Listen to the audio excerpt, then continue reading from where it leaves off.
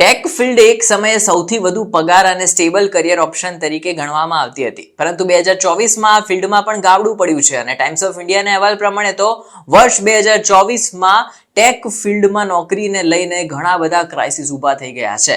લગભગ આ વર્ષે 1.5 લાખથી વધુ કર્મચારીઓ વર્લ્ડ વાઇડ મોટી કંપનીઓમાંથી છૂટા કરી દેવાયા છે, જેમાં ટેસ્લા, ઇન્ટેલ, સિસ્કો સહિત માઇક્રોસોફ્ટનું નામ પણ સામેલ છે. આ ટેક ફર્મ અત્યારે શોકિંગ રીતે જોબ કટ્સ કરી રહી છે. આ કંપનીઓ તેમના કોસ્ટને ઘટાડવા માટે પૈસા બચાવી રહ્યા છે, જેના કારણે માર્કેટની કન્ડિશન પ્રમાણે ફેરફાર પણ કરવા જતા આ લે ઓફ વધી ગયા છે. ઇન્ટેલ જે હતા તેને 15,000 કર્મચારીઓને વર્ષ 2024માં છૂટા કર્યા છે.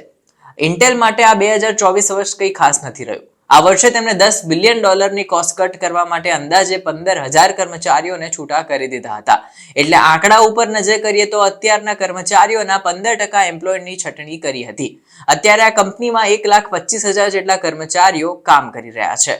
ટેસ્લાએ કુલ 20,000 એમ્પ્લોયની છટણી કરી. ટેસ્લાએ આ વર્ષે 2 રાઉન્ડમાં કંપનીઓમાંથી છટણી કરી હતી, જેમાં પહેલા રાઉન્ડમાં 14,000 એમ્પ્લોયની છટણી કરી છે, જ્યારે ફરીથી બીજો સેકન્ડ રાઉન્ડ હતો તેમાં એક પછી એક બીજા રાઉન્ડ, ત્રીજા રાઉન્ડ એમ કરીને છટણીઓ શરૂ કરી હતી. મોટાભાગે એમાં સિનિયર લેવલથી લઈને જુનિયર્સ પણ સામેલ હતા. ઇલોન મસ્કે તો ઈમેલ પણ મોકલી દીધો હતો કે જે કર્મચારીઓ તેમની કંપનીના ક્રાઇટેરિયા પાસ આઉટ નહીં કરે તેમની પણ છટણી કરી દેવામાં આવશે. સિસ્કો સિસ્ટમ્સ એક નેટવર્કિંગ જાયન્ટ છે. તેને આ વર્ષે 2 રાઉન્ડમાં મળીને કુલ 10,000 કર્મચારીઓની છટણી કરી છૂટા કરી દીધા હતા.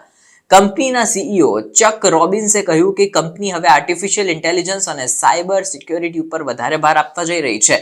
એટલે આ નિર્ણય અમે લીધો છે એ અમારી કંપનીનું એક રીસ્ટ્રક્ચરિંગ મોડલનો ભાગ છે. આ રીસ્ટ્રક્ચરિંગથી યાદ આવે કે એસએપીએ પણ 8,000 કર્મચારીઓને આ જ રીઝનથી છૂટા કર્યા હતા. એસએપીએ પોતાના અપ્રોચમાં ફેરફાર કર્યો અને કંપનીએ રીસ્ટ્રક્ચરિંગ કરતા 8,000 કર્મચારીઓને છૂટા કરવામાં આવ્યા હતા.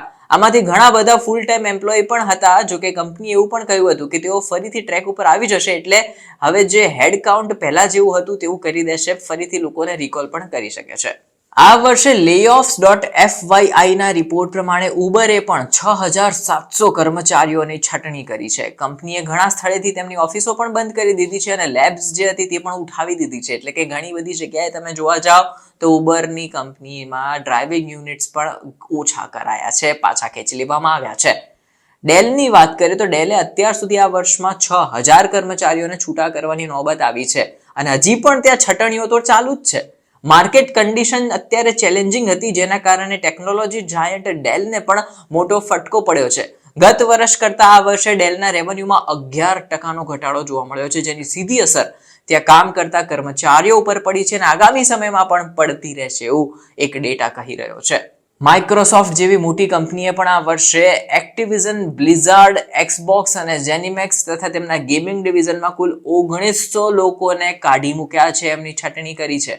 તેઓ એક સસ્ટેનેબલ કોસ્ટ સ્ટ્રક્ચર માટે અને લીડરશિપ ચેન્જીસ તથા અન્ય કામગીરીને લેવલમાં લાવવા માટે રીસ્ટ્રક્ચરિંગ કરી રહ્યા છે, જેના પરિણામ રૂપે આ ઘટના બની છે. પેપલે પણ 9% વર્કફોર્સ કટ કરી દીધા છે. એટલે કે 2500 કર્મીઓની છટણી કરી પેપલે તેમના કર્મચારીઓની વર્કફોર્સ ઓછી કરવા ઉપર કામગીરી હજી શરૂ કરી છે. તેમને 9% સુધીના વર્કફોર્સ ઓછા કરી દીધા છે. વર્ષ 2022ની વાત કરીએ તો પેપલના કુલ 29,900 વર્કર્સ હતા, પરંતુ ગત જાન્યુઆરીમાં 2500 જેટલા કર્મચારીઓની છટણી કરી છે અને હજુ પણ એ છટણી ચાલુ છે.